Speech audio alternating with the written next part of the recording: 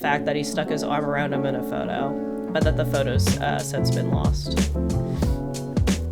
That's what he says. He has it framed over his mantelpiece. No.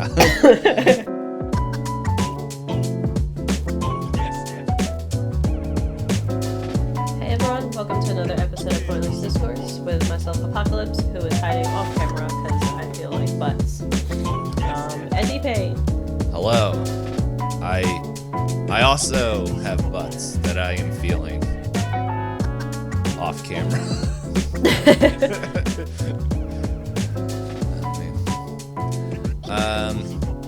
I know we were talking about music earlier today, and by earlier today I mean for like the 2 hours that we were just kind of rambling. This movie does bring back the dance scenes, which was nice. We'll get into that, but also that stinking song has been stuck in my head for like 2 days. There's always good music in Spike Lee movies. Mm-hmm. Yes. Trying to think if there's anything fun that we could talk about, but I don't know. I don't really have anything off the top of my head. Like, we were talking about, like, for the date the episode. Let's see. I gotta open up a calendar. Open up a calendar. Thank you. 1, 2, 3 days ago, we had a halftime show that we watched. Well, I watched. I watched you watched parts bits of and it. pieces. So it was very in line with pretty much stuff we've been watching and learning and exploring this whole month. But for us, it's been a month. It's been a month. This is our fourth movie for February, and then I think I've mentioned before in some of the other Spike Lee movies we've watched that I've read books that I think are good companion things. Right now I'm listening to Let This Radicalize You, and that also feels kind of relevant to this one because that book talks about organizing and being an activist and what it takes and what you have to understand, especially when it comes to talking to people that are I guess the kindest way to say it is at different points in their journey. So watching, in case you didn't read the title yet, BlacKkKlansman, we kind of have different characters. We have different characters that are at very different points in understanding how they want to make a difference. So it's been interesting from my perspective as well. Like you said, you had the halftime show. There was the call out to Spike Lee's movie studio, which is also a discussion about the reparations that were never given to freed slaves. Everything's connected. Mm-hmm. Yeah. And I said but I don't had anything that I was going to connect to it. So I don't know. I know I'm probably going to be deleting my Twitter stuff because I'm there's no value to this. But I just it's not, the reason behind it isn't funny. But I keep laughing at just the hashtag recast Eggman. But the new Sonic movie? It's not Jim Carrey. It's the voice actor for Eggman, I think, from Sonic Adventure 2, or I don't know if he's been the voice actor for there, but let's just say he forgot that the internet was public and said some things in a debate thing. I don't fully know it, so I'm kind of summarizing, but because I don't even remember what he fully said, but I'm like, that's not great there, buddy. So Oop. Yeah, but I guess we'll see what happens. Any corporate thing, it is slow, but you know what isn't slow? Well, it sounds like both of us don't know what isn't slow. Oh, I didn't know. I didn't know if you volleyed a bit for me, and I just missed it. No, I missed the spike. I'm just goofing. I'm just goofing around that pre-show bant. But I don't know. For everyone else, for me, I can look over to the screen and I see Plant Top. But for everyone else, I see a bunny eating a carrot.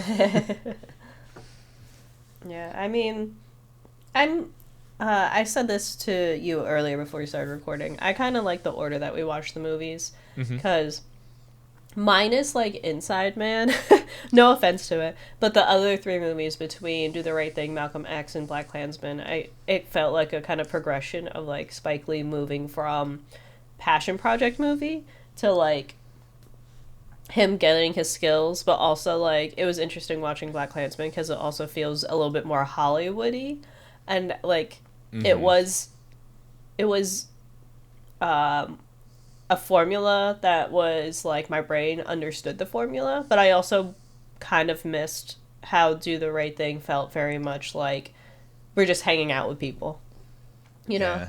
But it could be more so because I believe the script is like co-written by the author of the book too, so it wasn't all Spike Lee like the other movies were.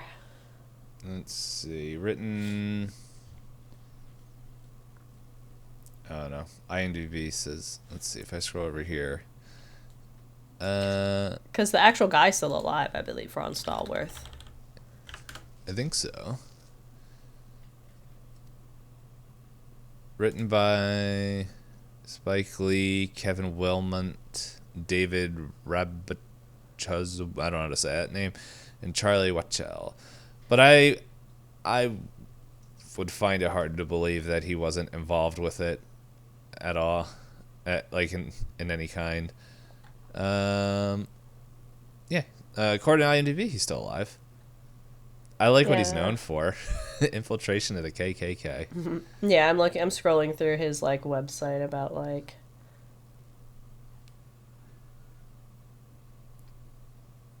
Um, so, but yeah,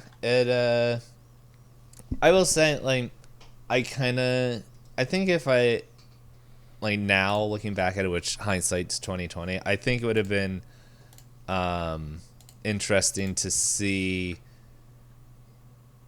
like, I don't know, Do the Right Thing, I think was the best movie to start on.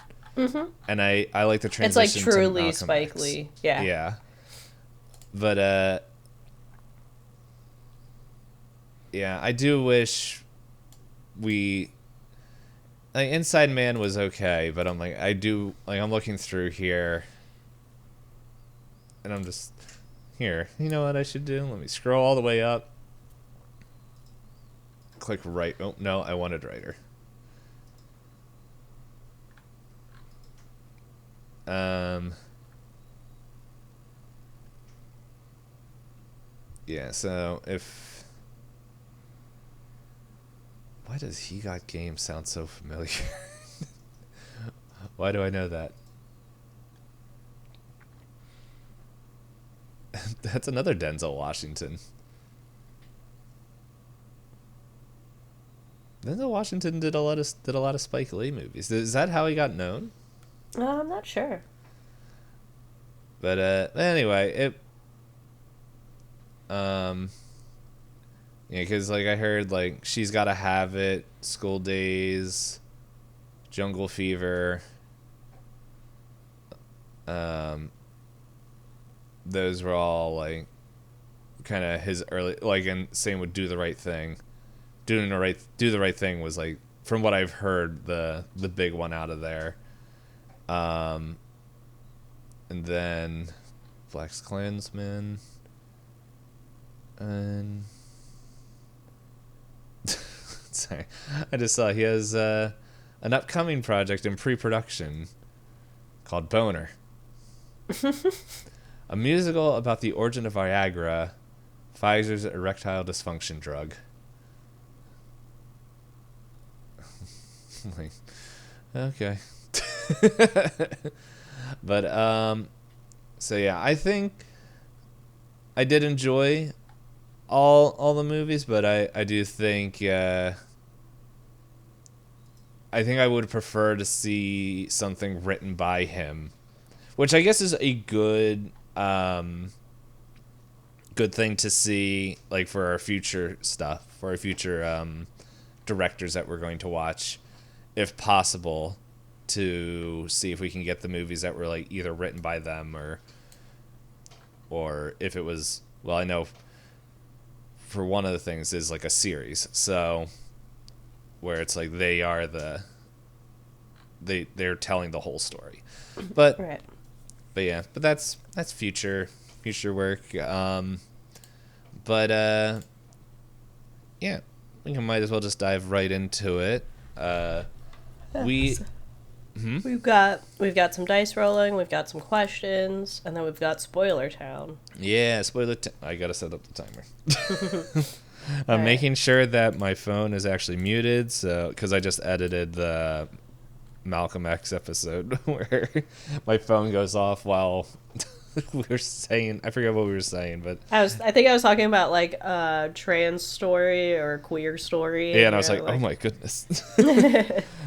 It's it sounds like on the audio it's just like clutching my pearls, and but at the same time that audio that I always hear on TikTok, like, oh great heavens. All right. But yeah, so we like to roll dice because we play a lot of tabletop RPGs, and we are watching 12 directors throughout this year.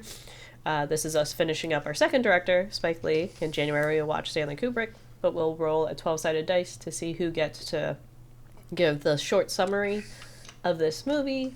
Knowing the dice in the past, it'll be me because my throat is struggling today. Or maybe not. Maybe I broke the cycle.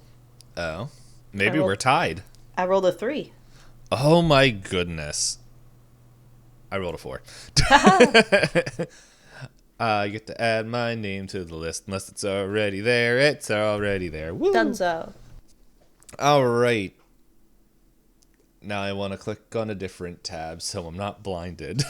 Yeah, so a quick synopsis of this film is we follow, as you guys probably gathered, if you guys didn't read anything, you just downloaded a random podcast and you're like, or clicked on a random YouTube video. First off, thank you for your blind trust and just clicking on random things. You are an insane person.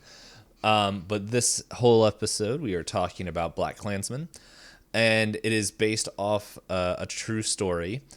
The memoir of BlacKkKlansman by Ron Stallworth, who is our protagonist, and pretty much who we're viewing this movie from, as he is a young African-American police officer that joins, the Colorado Police Force. And I believe it's Colorado Springs specifically. Colorado Springs? Oh, yes. Yeah, there it is. I'm not reading the IMDb actually I realized. I think I was unintentionally reading it. But yes, it's Colorado Springs, and it's over there in the Wikipedia I also have up. But yeah, he joins them, and he wants to do something that's worthwhile. And after given a chance to go undercover, he's now brought into this group to where pretty much cold calls the KKK and gets in contact with them, and it's this whole undercover police investigation into the Ku Klux Klan during trying to find out the year. I think it's like 75, give or take a couple of years. 72. Yeah. I don't know how long. Like, the movie, I feel like doesn't show like time. Yeah, I found a website that claims it has like the history versus Hollywood element, so we can talk about it once. Okay. But this website says the true investigation took 9 months.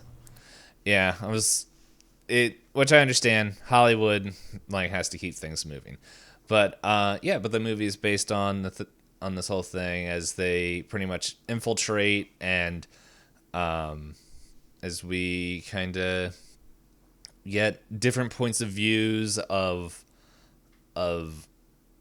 towards different groups of people, and with a little bit of cop action, a little romance, and a lot of old cars because it's in the 70s. But yeah, we will dive into it. But I do have a question for you. Just one? Probably more than one, but okay. I'll start off with this one. Did you watch it? No.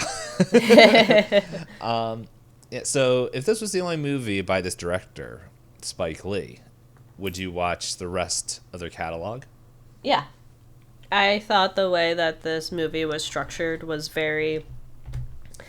It made me laugh more than I expected, I guess is what I would say. Same. But then I saw one of the producers is Jordan Peele, so I'm curious if I don't know in Hollywood how much a producer has over the final decisions for a movie, but I'm curious if that's why it was a lot funnier than some of the other Spike Lee films with his involvement. Or if it's just the way that Ron Stallworth wrote his memoir or like wanted his story told. Because there are, of course, like some Hollywood embellishments and dramas added in to movieify it. Yeah. But it was, yeah, it was structured in a way that I understood the characters very early on. I understood the goal of the characters very early on. And then I was laughing a lot of the way. Because I think it was, I had messaged you, and that night that I picked up the DVD from the library, I was like, all right, I don't have a lot of time between the next 3 days. I'm going to watch like a half hour to an hour each day to finish the movie. And the first night I watched an hour and a half, and I went, oh, it's really late. I should, I should pause this to finish it the next day. Yeah. What was it? Oh, that's right. Oh, wait, I'm in a different Discord message because we sent the questions to something. Yeah, so you sent me the library as a DVD copy, and I think when you sent this to me, I was on a hot date with my girlfriend, and so I wasn't able to see it, and I got home, and I was like, sweet, and I was like, I feel like I need to say something else, and so I sent a gift from the movie, God Bless White America. So funny. Yes, this almost has, oh, I didn't want to cut you off. Was there anything else? No, just, yes. Yes. A plus. Mm-hmm. Yeah, I feel like this movie, I would watch more. I feel like all the movies, like maybe except Inside Man, I would watch. This felt like a good mix of Do the Right Thing and Malcolm X, where it took the satire, I guess, and like kind of metaphors and like kind of and stuff that was in Do the Right Thing, but then kind of mixed it with Malcolm X. Like the like it wasn't, there was history and there was things that they were covering, but it was like it brought a little bit of a lighter take on it. And yeah, I don't know if that was Jordan Peterson's kind of, or not Peterson, Jordan Peele, there we go,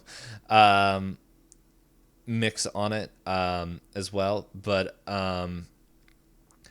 yeah, it was, I really did enjoy it. There was, I agree, there was parts where I was just cracking up, like, and there was a couple scenes, and I figure when we get into Spoiler Town that I'm like, I don't know why they were in the movie. Like, whether, I don't know. It, to me, while watching it, it didn't fit, but at the same time, it didn't detract from my viewing. So, yeah. So anyway, that was a lot of fun. Now I get to know where all the Adam Driver memes of like, that wasn't even in the script comes from. I don't know if you've seen some of those. I don't think I have. It's pretty much when he's pretty much undercover and he's got to fit in, and it's just like, I think someone was like taking that and they were like pretending to be directors or like on the stage, like just doing pretty much helping all that, and they're just like, hey, Adam, that was pretty good. That wasn't on the script, so but yeah. So how much did you root for the characters? I was really excited for the downfall of characters. I figured. I think that's the point of this movie. Yeah. I think it was a bit easier to root for characters in this movie compared to other Spike Lee ones. I think that's the only, like I said, I kind of miss some of the charm of like Do the Right Thing, where where Do the Right Thing makes you really think like these people can sometimes be tough to be around and tough to listen to, but that doesn't make them bad people. Whereas BlacKkKlansman, it was really easy to be on the side of the main characters rather than seeing them like in a really complex situation. So I like it feels like almost like Hollywoody, where you're like, these are clearly the good guys, those are clearly the bad guys, and there's not as much like nuance to them. Yeah. So like, I mean, yeah, like a C plus, because it's not like I had to feel like I had to root for them. They were just easy to root for. I would agree. And like the characters, like all the characters like were, even though I didn't root for all the characters, except for one character, well maybe a couple, more than one, but there was for the most part, most of them like were fun. Like they were fun plays, like kind of on different things, and just it wasn't all just like it didn't have I don't know if gravitas is the right word, but like Malcolm X felt like everything was heavy, if that makes sense. Like where they're like to you really felt like his life, how true it was to camera and all that stuff. Like I don't know, but yeah, it's just that movie had like a weight while watching it.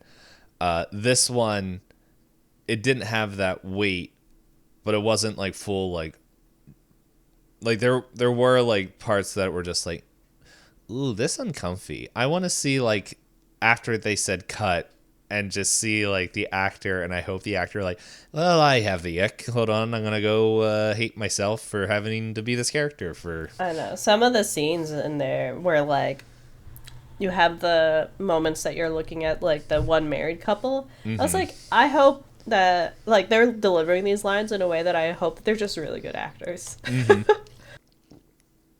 Yeah, they. Because like watching this movie, that like even Do the Right Thing had like that whole scene where like it was kind of a little humorous of just slow zoom of the camera of them saying all this like racist like all the racist names under the sun. This one wasn't like point tongue in cheek into your face. This one was like, I hope I really hope that they're acting. It's like, but it was like like the stuff behind it. It was like, I won't tell Hop. Like, I'm pretty sure she's gonna know like the nature of what we're watching, but still, like, I had to lower the volume of the of the television a little bit. I'm like, all right, like. Yeah, I think the biggest thing is some of those actors said it in a way that I was like, I hope they're just really good at being in character, because they said that with a lot of hate behind it. Yeah, don't be method actors. Please don't be method actors. This is the wrong time to be a method actor. Keep Jared Leto out of this. Well, keep him out of a lot of things. But anyway, yeah, we're getting off it. How would you rate the plot? It was very satisfying. I think the only downside for me is, even though, like, okay, because they tell you in the beginning it's based on a true story, and because I looked up and saw that he was alive and well and published the book, I didn't feel tension in the movie. So that could be my own fault. But again, it does feel like it's not a predictable plot, but it is very much a hero story in terms of, like, he has this goal, it seems impossible, but he has like kind of his found family around him helping him deal with a lot of the racism of the 70s. So like, I don't know, I give it like a B plus. Again, I think it's because we've watched other Spike Lee movies that the other ones have really like had me stop and go, huh, I gotta rethink some things, or I gotta do my own research. This one was kind of like, good for them. Yeah. It I would agree. Like the plot was, I enjoyed it. And excuse me, I didn't feel like the tension of this but pretty much what you were saying as well. I guess in my mind, but it's like, I don't think it's a perfect picture of it. But it almost felt a little bit like a cop version of, oh shoot, now I forgot the movie. Remember the Titans, where it's just like, yeah, us versus them kind us of versus them, energy. because like we got bits and pieces of like all the cops like, hey, hey Ron, you're, oh man, I was about to say something, now it's just like because of the Super Bowl. It's like, well, Ron, you're not like us, so hey, whatever, but we're gonna make sure you know it. And until like he finally gets a crew, and it's like, I do wonder like how long was he. Actually, I could probably scroll through Ron's Wikipedia page real quick, unless you have how long he was actually in the Colorado. 72 to. All right, so a good while. But yeah. So I don't know. Part of me wonders how, like, and I understand this was for movie, but it felt like they had to move things along, kind of like the same kind of problem. I think not problem's the wrong word, but the same.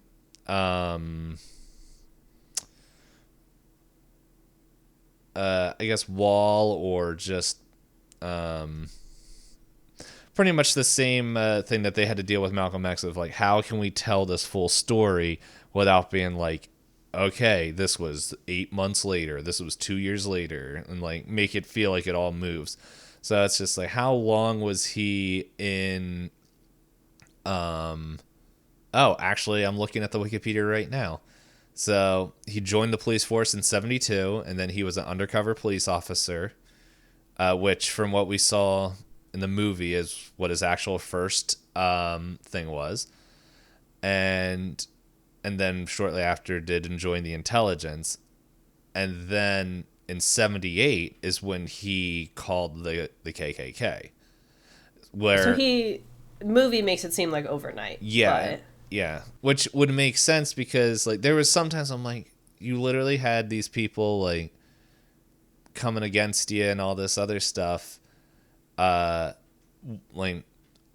a week or two before, and now like the whole undercover group is like, the whole like intelligence group is like, they're all buddy with him. And so like the movie, I feel like passes over that, and that's why I'm like, it kind of almost gave like the Remember the Titans vibe, where it's just like, at least the Remember the Titans had, was that Denzel? That, where he gives the speech, is just the like, football coach speech. yeah, and it's just like, all right, we're friends now, sort of. I don't know, it's been a while since I watched it, but yeah, Yeah, it is Denzel. I had to think for a second. I was like, was he? Yeah, yeah, he was. But like it felt like, it almost like, if Remember the Titans wasn't a Disney movie or that, it's like More honest about the language that people would use. Yeah. Okay. Yeah. So I'm like, that. That's what it feels like. So it's like, yeah, the plot, like I would give it, yeah, like around a B, because it's just like, all right, like the story had to get out somehow, but it's yeah, it was still an enjoyable watch, even though I'm like, I wasn't like on the edge, like I wasn't like Inside Man, where I'm like, all right, it's literally a riddle that we're trying to solve, but it's, I don't know, that's its own thing, but it's more just like, here we go, and it was just like, kind of sit back, take it in, and hope that your neighbors don't hear every racist term under the sun coming out of your TV. But last question before we get to Spoiler Town: how likely would you recommend this movie to others? Even though like this isn't my favorite Spike Lee movie, I think this is one that I almost feel like would be good to introduce people to Spike Lee to, and then work backwards. Almost like, watch this movie if you kind of understand some of the context, but you like to see it in a more natural state. Then, like, watch Malcolm X next, and then watch Do the Right Thing. Because I think we both said that it would be great if people watched Do the Right Thing and took away the right message. Maybe because of the more Hollywoody take on BlacKkKlansman and the way that story's told, that one might be easier to be like, look at the injustices. Now, imagine it a little differently and more honest. Yes. And then watch Do the Right Thing. So I think I would recommend this to people.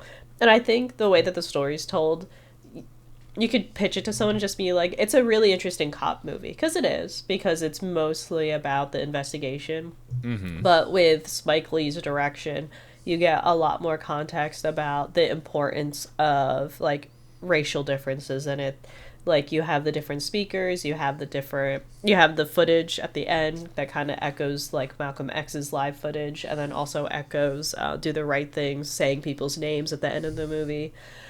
Which, again, like I said, it's kind of wild that I'm listening to that one audiobook, because the audiobook literally talked about trying to make a case for the woman that died via the being run over by a car at a protest.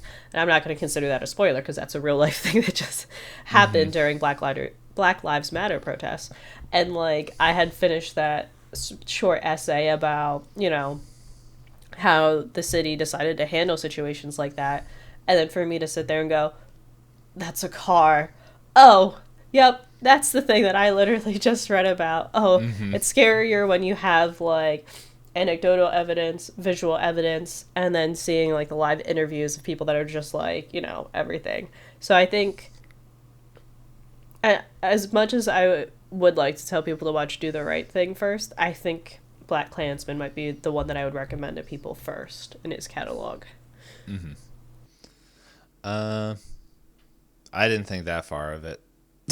But yeah, I gotta agree with that. But yeah, I think BlacKkKlansman is, I think it's a good entrance point because you do get a lot of the Spike Lee esque, like, camera and, like, kind of editing and the way he kind of shoots a film. You kind of get that in this film.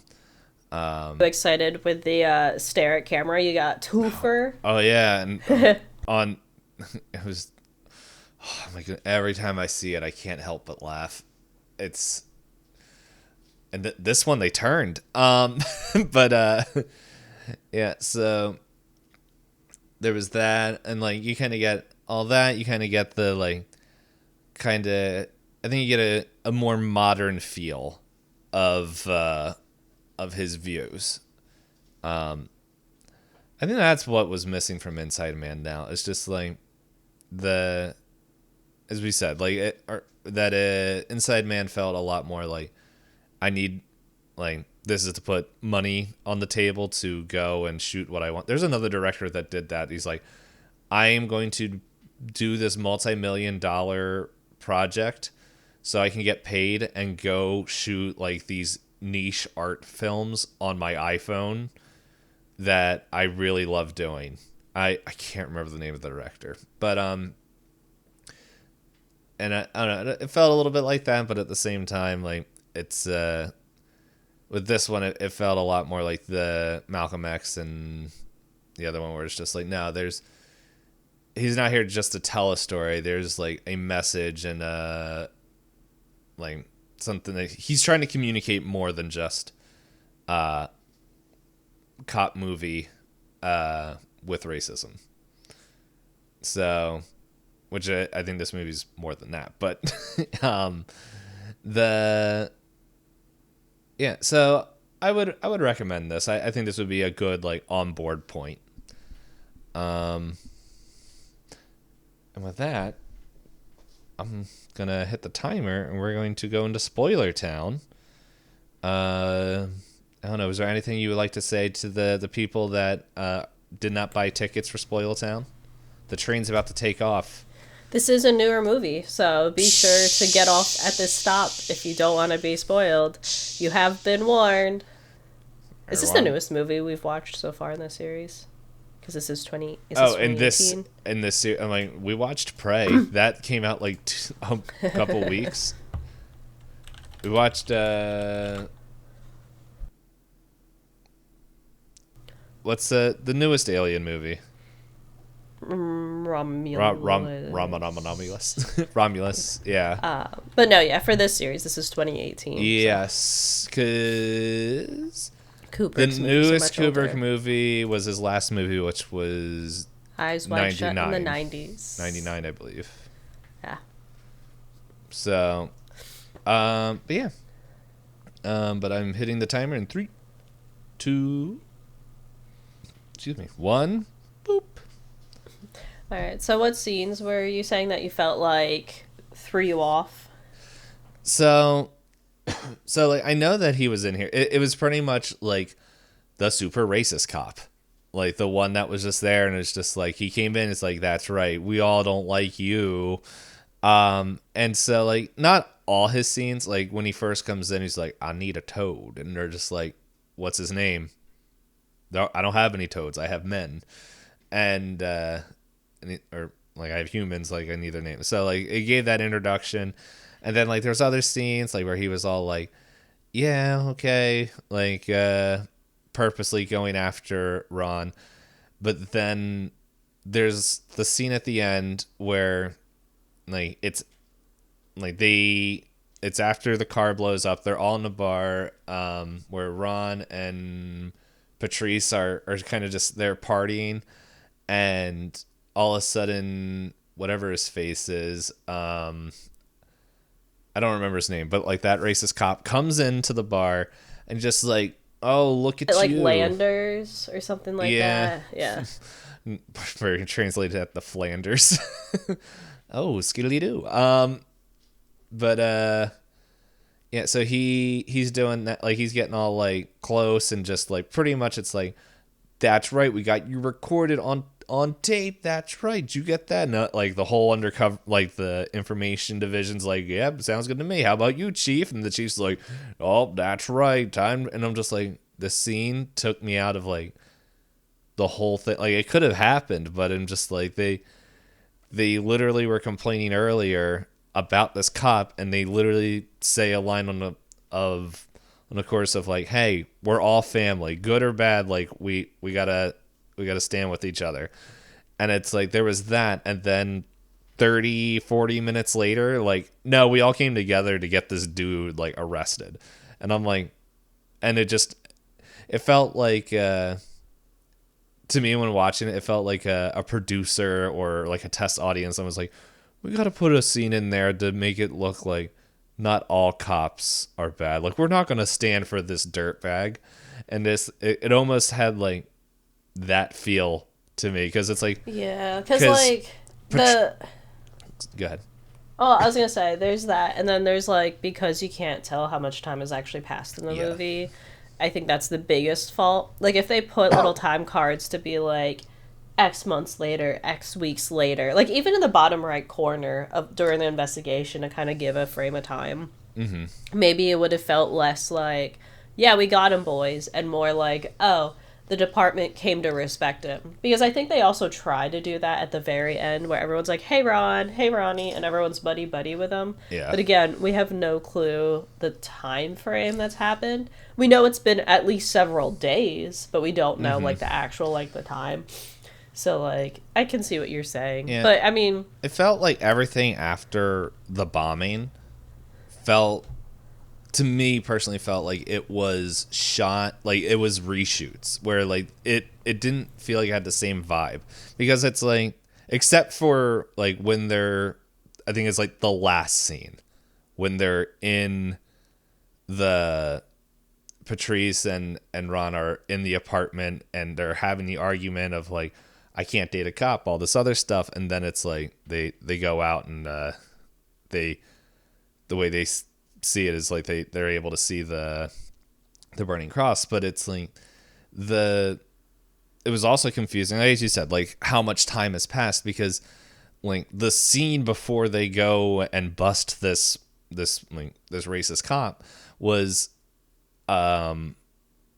like before that, when Patrice is like, tell me who you are. Like, what are you here for? And he's like, I am an undercover cop. There's all this, and like kind of just like tells her, and like, I don't want to talk to you. Like, we're gonna do real change. We don't need you and all this stuff. But then like after all that, it's like, okay, well, we don't need you. We don't need this cops. But you know what? I'm going to hang out and help out to get rid of this one cop. Like, yes, they mentioned there was history, but it's just like, it felt almost like against the way they presented Patrice throughout this whole film. And I don't know, maybe like we're missing the context of setting up that whole bust. There could have been something, hey, we're going to go after this guy. Can you help us? Where at this whole, like up to that point, it felt like she was like, no, I got to do my own things. You guys aren't here to help us. So it was just like that, like scene and chunk. I'm like, it didn't fit with like kind of the way the characters were presented to me, and how I was like watching it and everything. So it's just, that was, I mean, to me, like the like that scene right at the end where I'm just like, it doesn't feel like it fits with the rest of the movie. that was just that part specifically felt really Remember the Titans. Yeah. Mm-hmm. Because everybody just coming out like the booth behind him, you got it, mm-hmm. And then the other guy in the booth, I also got it, and then the director, I heard him, and it's like, when was I supposed to be prepared for any of this? Yeah, it's like unless it's like that's in the book, like if that's like kind of something like. Yeah, I looked it up. I believe they said that in this, at least this one website with a quick like scan, they did say Patrice is a fictional character, just modeled off of other important women of the time. Mm-hmm. So I imagine that scene probably didn't happen that way, if at all. Yeah, and so now that was like the only thing, because because I work with a retired police detective, and like the line that they say in the movie pretty much is like, hey, good or bad, we're family. We got to stand up for each other. Like, and I don't remember the exact line, but I don't think he would say it exactly like that, but he would say, it's like, look, we got to like protect each other. Yeah, kind of watch each other's back, because like, and we see it in the movie as well, because it's like the college students call all the cops pigs, and then it's like oh my goodness, that stupid mouth breather. Like, oh my goodness, I just was waiting for him to get punched in the schnoz. But anyway, that dude, I don't remember his name, but every time I was like, man, he was dropped. Or like that character. Ivanhoe or whatever his name was. The one that was like, I just want to touch C4. Yeah. He wanted to touch a lot of things. A lot of things and people. But he's just like, yeah, can't stand these pigs as well. And it's just like, that made me laugh, where it was like these two groups so against each other are both against the cops. Like, and use all the same terms and everything. And it was an interesting mirror to kind of see, like, both of them find the current systems in place like something they don't want, mm-hmm. but they can't understand that, like, maybe if you guys just listen, well, specifically one side, if specifically one side wasn't racist, maybe you both could work together to take down the system you don't like. One, listen, just not who he thought he was talking to.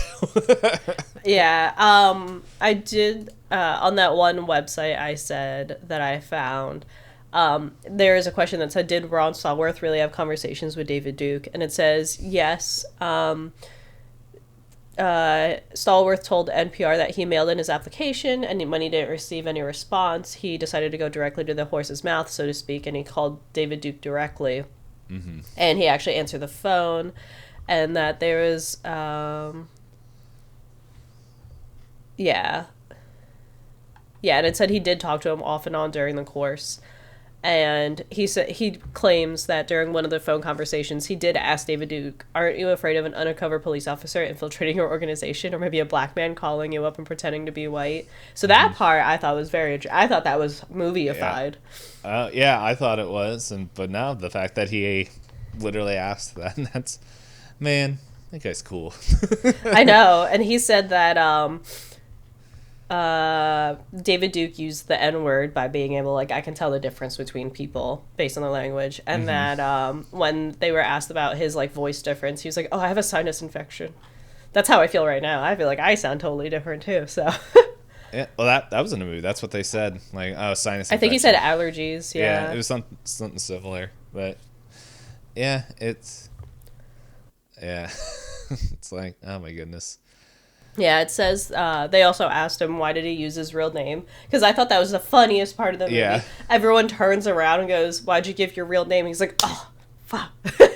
But it says that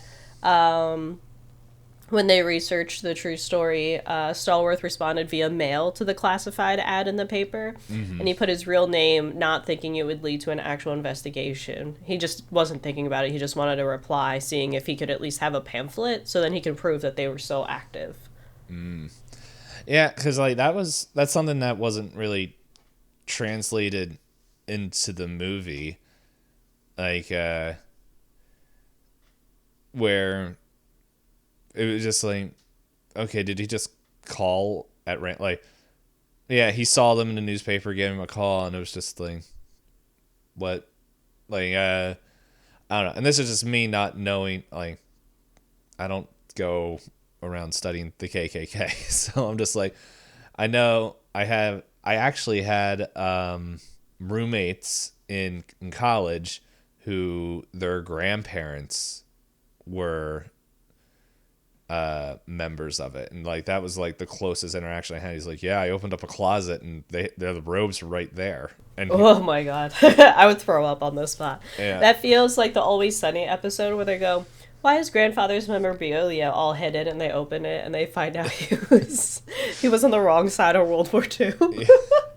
It's it reminded me of something else this week. Is Philly won the Super Bowl, and it's like everyone's reaction, they're like, I think the rest of the world thinks that Philadelphia is just one big Always Sunny in Philadelphia episode. I did see a guy with a T-shirt that said, "The gang beats the empire." So Yeah, it's like it's not yeah. far off, but not all. But um, yeah. So it like the I don't know. I guess it was just like in the movie, it felt like, okay, it's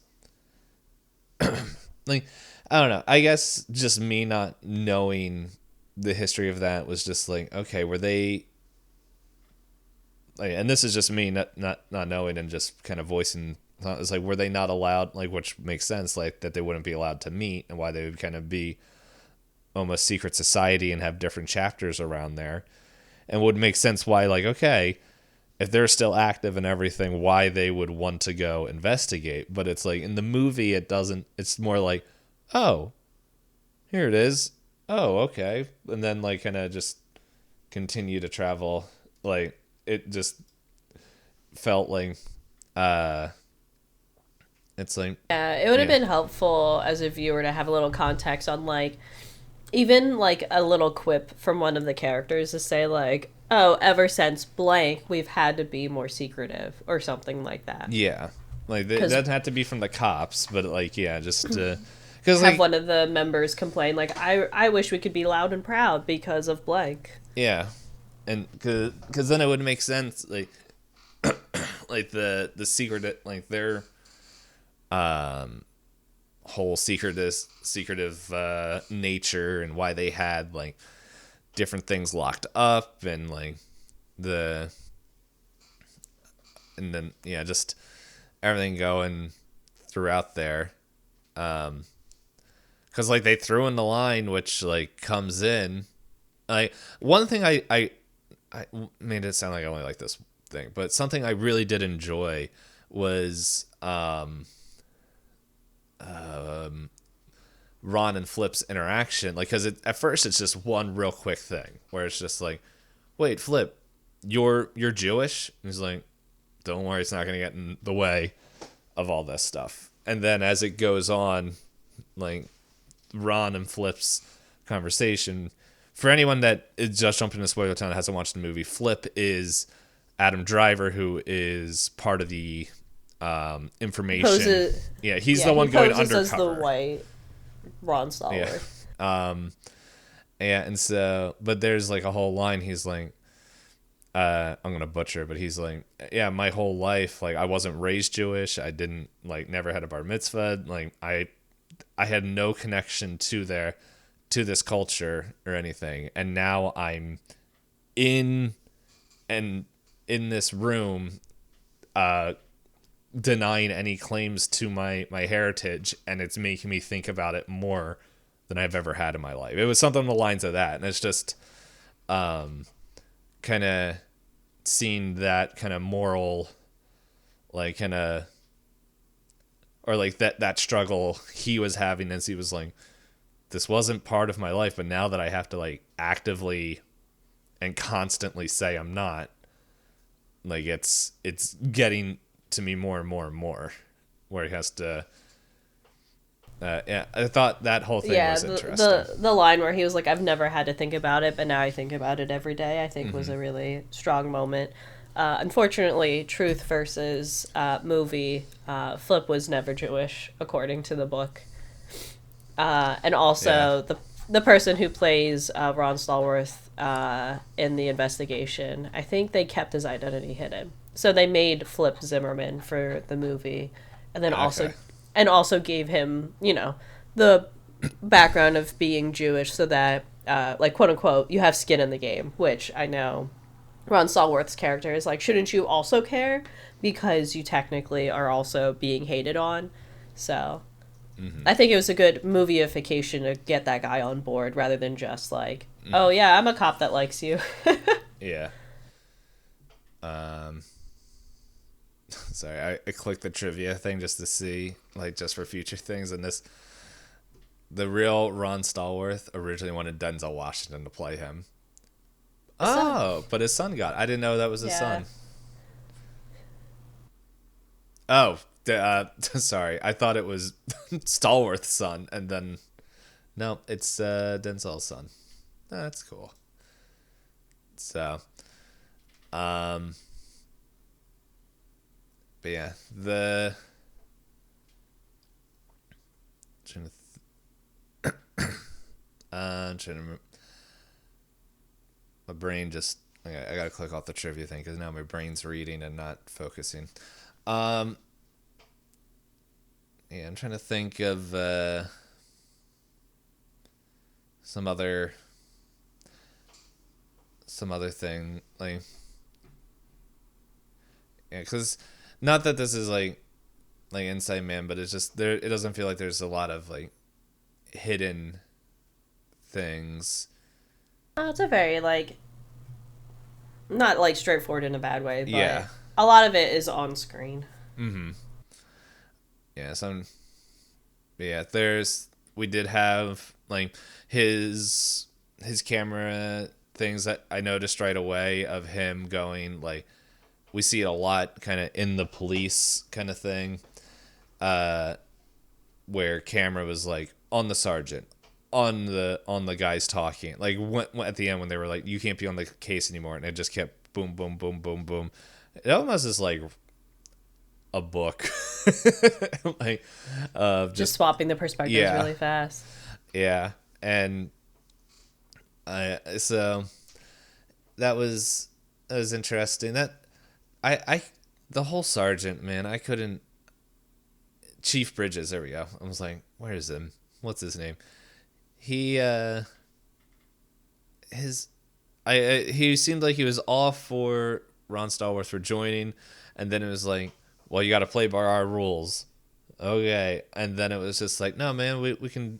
I got an option. Like, I don't know if that's how it was. Did feel disjointed, but at the same time, if it was almost 8 years, yeah, like 7 to 8 years of him in an apartment, like okay, how long did he want to be, like how long was he in records?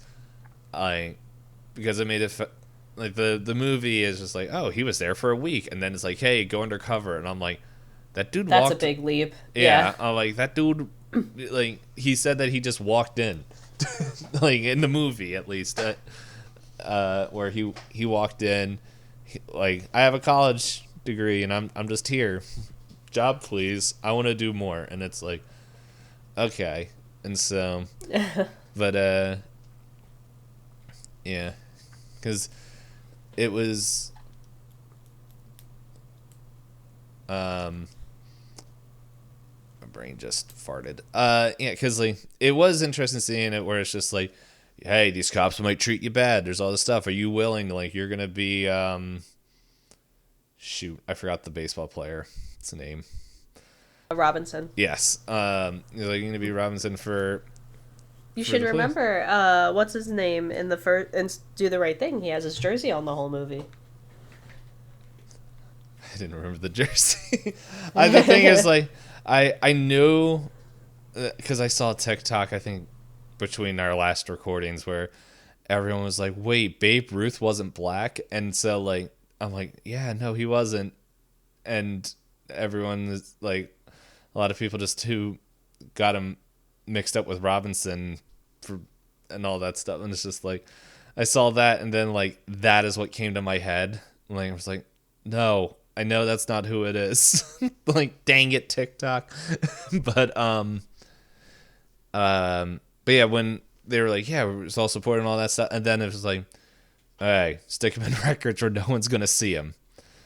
And like, he was in records for, well, movie time, like a week or a day. It felt like 3 days. But like, okay, was he there for like a year or something like that, and then was moved into undercover stuff and slowly in there. Yeah, that's like the timing, the way the movie is shown is, yeah, just another like kind of thing that's hard to, but at the same time it's like, hey, it's not the same as Malcolm X, where it's what, 30 some years, 35 years, I forgot how. Yeah, he was I think, yeah, it must be like 25 to 30 years, because I think he passes away. I think when J2 looked it up, he was like not even 40 years old yet. Yeah. And then we kind of follow him when he's like a late teenager trying to find his way in Harlem until, Yeah. he becomes the prominent man that history tells his story wrong for plenty of times. Yep. I guess, let's see. You were kind of talking about the director and how, like, he kind of, like, I agree, like, he feels like typical, like, cop, like, you don't know how it is, to all of a sudden being like, I trust you, to being like, gotta shut down the investigation, but gonna arrest the guy. Yep. So I looked up, like, it's just called, like, History versus Hollywood. Uh-huh. They say that the investigation ended up being stopped. There wasn't all of the big Hollywood stuff. Like, there wasn't whole, like, Flip's identity. There wasn't a bombing. It was instead that the chief started to get anxious that if it got out that they had a member of the KKK at the police, then it would look bad. So he was like, oh, this is getting really big, and you actually have a card, and you're starting to be nominated to be, like, the head of your local chapter. I think we need to, like, I think we gotta pull it. Which is legitimate, like, concerns. Like, yeah. Like, no, like, that, I'm like, no, that totally makes sense. Where, like, in the movie, it was like, people are gonna die. Yeah.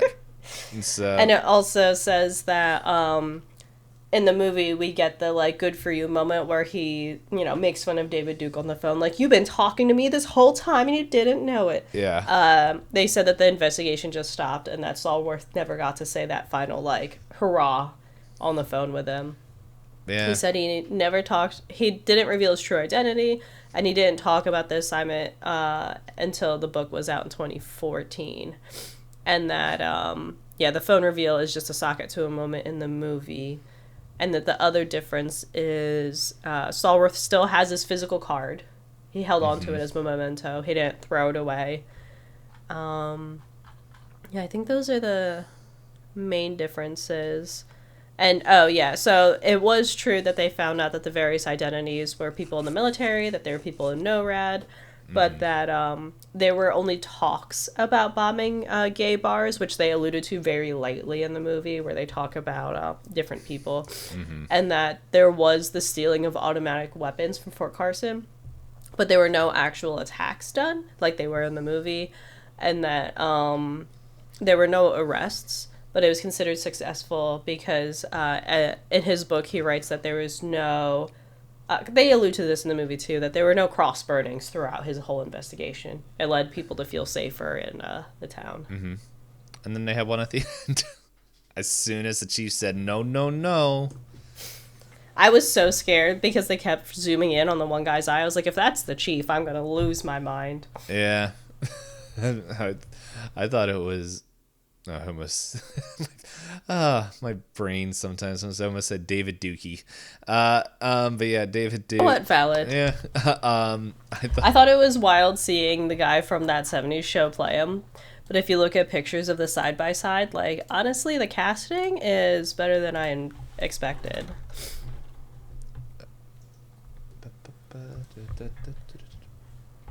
Yeah. It's closer than I thought. Yeah. It's a bit uncomfy. It's like, hey, you look like the KKK leader. You want to roll? Not really. That's what people are going to know me for? No, I think most people still know him from That 70s Show. Let's see. We got 4-ish minutes left on the timer. If there was... Let's see. I was going to... Oh, yeah. Trivia. Okay, so... Yeah, I was just scrolling through here. Unless there's anything else. I didn't want to move on to trivia if you had something else. I'll just say, like... I'm glad we watched Spike Lee's this month because we haven't watched Spike Lee before. Mm-hmm. And I'll keep an eye out for his future movies. Yeah. I don't know if I'll watch Boner, but what? I think he is set to have an A24 film. Ooh. Well, we know how we feel about A24. Most of them are good. And then every once in a while you get a ghost. Could you imagine if he did Ghost Story? That whole like ghost when he was in the Pilgrims would have been way different. Oh, wait, are we watching? Apparently it's a reinterpretation of Akira Kurosawa. Do we have that particular movie on her list? Which one? It says High and Low. High and Low. I don't think we wrote. We haven't picked yet. All right. Okay, yep. You're doing the same thing I was about to. All right, you don't have to blind yourself. You can go back to trivia. Yeah. Yes. So yeah, John David Washington, the guy who played Ron in the movie, said the toughest time on set filming was during the banquet scene, and he had to call Ron to ask how he contained himself with such hatred when dealing with the actual KKK. And according to... Whoops, I didn't mean to click his name. According to the editor, Barry Alexander Brown, there are no deleted scenes for the movie. So... That's cool. Yeah, so that whole scene that felt really out of place was meant to be there. Okay. So this is what I saw this. David Duke did not discover that Ron Stallworth was a black man until 2006 when Miami Herald reporter contacted him for his side of the story. And then yeah, I think you were saying, is there the real Ron Stallworth claimed that one of his biggest regrets of the investigation was not being made public, is that had it been revealed, David Duke would have been made a fool for having been conned by a black man and might not have been able to continue his political career. So, let's see. All these trivia things are like of the way it's written. The real Ron Stallworth. As you said, kept his excuse me, KKK membership card. The final shot. Okay, yeah. The final shot of the American flag in black and white depicted upside down in the United States. Hanging a flag upside down is a sign of distress or emergency. When used for a sign of protest, it's meant to signify political or civic distress. I'm trying to scan through.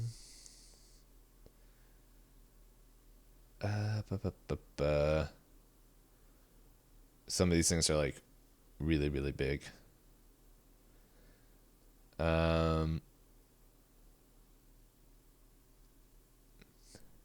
Oh, yeah, I saw. Oh, well, pretty much that's the end of the time. But we did mention it earlier. Those that I don't remember their names. Let's see if I can look through the cast real quick. But the husband and wife was just like, oh my goodness, like Felix and Connie. is it? Yeah. Just like, oh my goodness, I wish, like, I'm glad Felix and his crew blew up.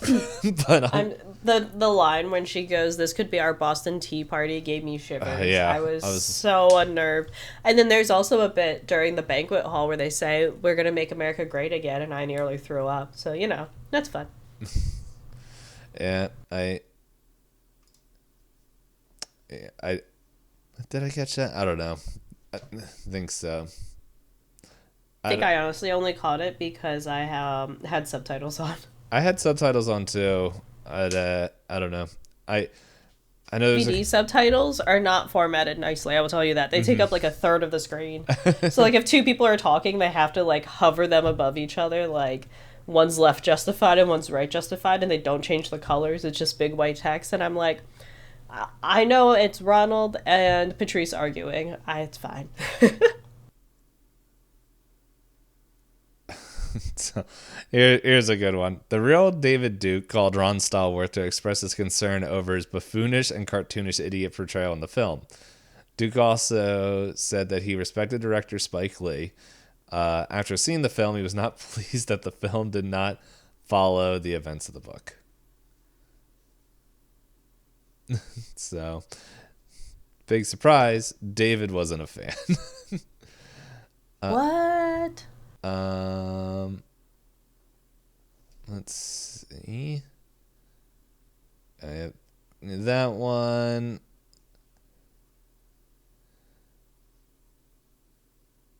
Oh yeah, director trademark Spike Lee moving platform. When Ron and Patrice enter the hallway with guns drawn, they're standing on a moving platform that makes it appear like they're gliding down the hall. Technique is frequently used by Spike Lee. I don't know anybody else that uses that technique. Who knows? Maybe we'll be wrong. I'll be proven wrong. So, but yeah, I think that's pretty much it from what I can see. As I'm just scanning through there, there's a lot of these things that are very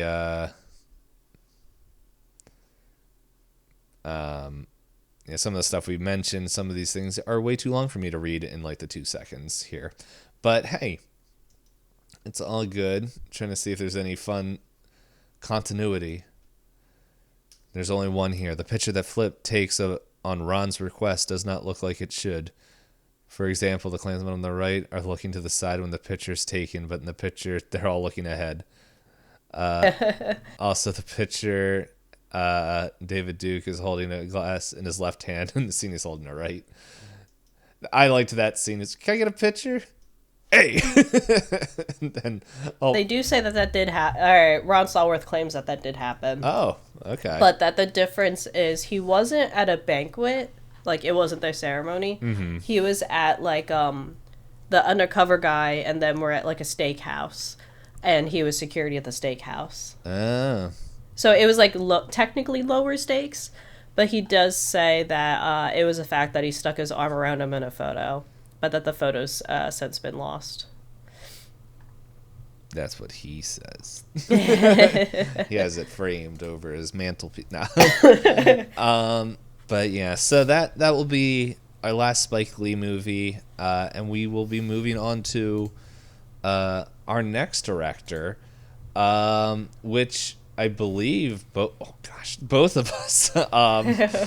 For audio listeners, I clicked on the screen where it's just blinding white light in my face, which both of us didn't know. This, I think we can pull back the curtain a little bit.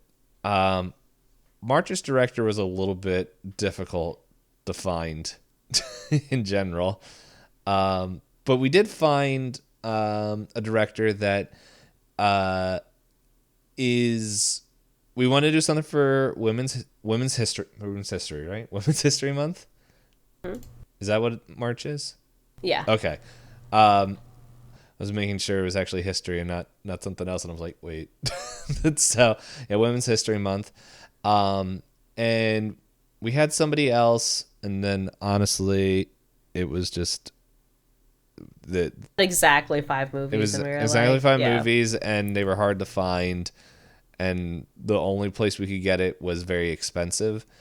However, in a little bit search later, we found Ida Lupino. I don't know if I'm pronouncing her name right, but I'm looking forward to this because I know Hop and I mentioned this off camera, like off recording, that she does noir. I don't know if I'm pronouncing that word correctly either, but we haven't really done film noir movies on the podcast before, and if not all, a good chunk of them will be. And she is from the 1940s? Yeah, she's both an actress and director for quite a few of these. We try to pick the ones where she was at least director or co-director on specifically, because some of them she's just an actress that she's famous for. She was born in 1918, died in 1995. She became the first woman to direct a film noir, The Hitchhiker, in 1953. Hey, so, which is not our first movie. No, there's... I think we did this one in order, or not in order. Yeah, it says Not Wanted is 1949, Never Fear is 1950. That's right. So I think we saw that she has uncredited, or she wasn't the director, but she was a big influence. I think it was. She was pretty much directed the films, even though I think Not Wanted technically. I think on paper I'm trying to remember, because remember we were looking at this. We were going through different movies, yeah, because it says that she's best known for Not Wanted as a director, Never Fear as a director, Outrage as a director, The Bigamist, and The Trouble with Angels. But it does say that she acted in a lot, and sometimes if you look her up, you get some of the movies she's in, like Sherlock. They Drive by Night, I think, is the one that we thought about putting, but she's only an actress in that. Mm-hmm. She's in High Sierra, The Sea Wolf, Ladies in Retirement, Moontide, The Hard Way, Deep Valley, Roadhouse, While the City Sleeps, Junior Bonner, all as actress roles. Yeah. So, it should be fun to dive back in history and, see... Oh, excuse me. That's dinner. Just get a perspective that I know we haven't watched a lot, because there are a ton of female directors out there that are really good that I know we wanted to put on there. They just didn't hit our requirements for the directors. It's a 5-week month. Yeah, and which was tough. Ooh. Yeah. Which, hey, it's...